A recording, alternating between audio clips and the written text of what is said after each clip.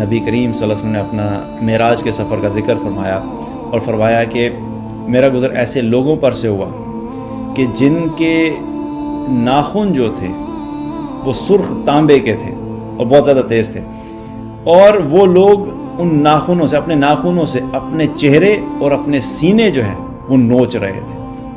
تو میں نے جبریل سے پوچھا کہ یہ کون لوگ ہیں؟ تو انہوں نے مجھے بتایا کہ یہ وہ لوگ ہیں جو دوسروں کا گوشت کھایا کرتے تھے، یعنی غیبت کیا کرتے تھے، اور وہ دوسروں کی عزتوں سے کھیلتے تھے۔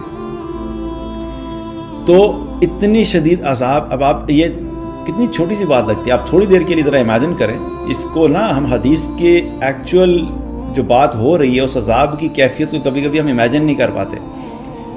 ہمارے ناخن ہوتے ہیں، اگر کبھی ناخن تھوڑا سا بڑھ جائے اور کہیں پہ کھجلی ہو رہی ہو، مچھر کاٹ جائے، اور مچھر بھی ذرا ڈھیٹ قسم کا جو مچھر ہوتا ہے نا، وہ کچھ ایسے ہوتا ہے جو کاٹ کے جاتا ہے، اس کے بعد بندہ آدھا دن خارش ہی کرتا رہ جاتا ہے۔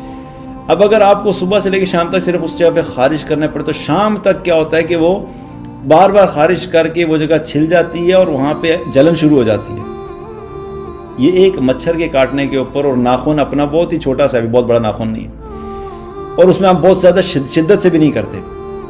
یہ جو حدیث میں بتایا جا رہا ہے کہ تانبے کے، سرخ تانبے کے ناخن ہوں گے، اب آپ اس طرح تھوڑی دیر کے لیے سوچ لیں کہ انتہائی پوائنٹڈ قسم کی شارپ لوہے کی چیز آپ کے ہاتھ میں ہو، اور وہ 5 آپ کے ہاتھ میں، اور وہ 5 چیزوں سے انسان اپنے جسم کو اور اپنے چہرے کو نوچ رہا ہو، تو کس تکلیف میں ہوگا۔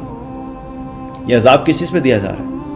غیبت کرنے پہ دیا جا رہا ہے، اور لوگوں کی عزتوں سے کھیلنے پہ دیا جا رہا ہے۔ اور لوگوں کی عزتوں سے کھیلنے کا طریقہ کیا ہے؟